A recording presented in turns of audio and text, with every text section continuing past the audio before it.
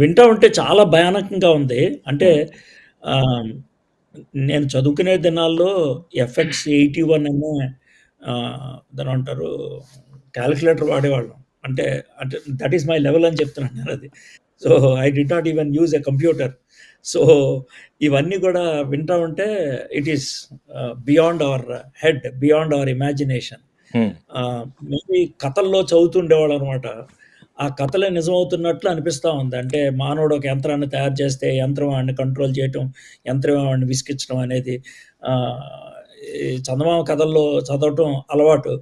అయితే ఇప్పుడు when you are మీరు చెప్తా ఉన్నప్పుడు అంటే ఒక ఏఐని రీప్లేస్ చేయమని ఇంకో ఏఐకి చెప్పినప్పుడు, ఆ ఏఐ తనకున్నటువంటి ఇన్ఫర్మేషన్ బట్టి దాన్ని తయారు చేసిన వాడినే దడిపించడం, దాన్ని తయారు చేసిన వాడినే బ్లాక్‌మెయిల్ చేయడానికి ప్రయత్నం చేయటం, మామూలు తెలుగు భాషలో మాట్లాడాలంటే, అనేది చాలా భయానకంగా అనిపిస్తుంది.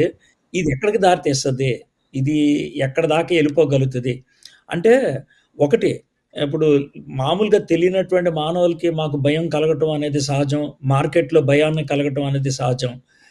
కానీ మీరొక ప్రోగ్రామర్‌గా చాలా కూల్‌గా మాట్లాడుతున్నారు మీరు. ఎందుకో. హ్మ్. Yeah! Obvious. We'll talk about it on the that's right. Thank you. మీరు కూల్‌గుంటే మేము కూల్‌గుంటాం. యాహ్!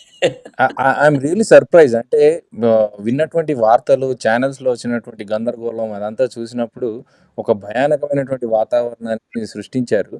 కానీ స్టీవ్ మాట్లాడుతున్నప్పుడు చూస్తే ఎంత కూల్‌గా ఉన్నారనేది చూసిన తర్వాత నాకు కొంచెం ధైర్యం వచ్చింది. యాహ్! అదే నాకు గూడా. ఆహ్, ఆహ్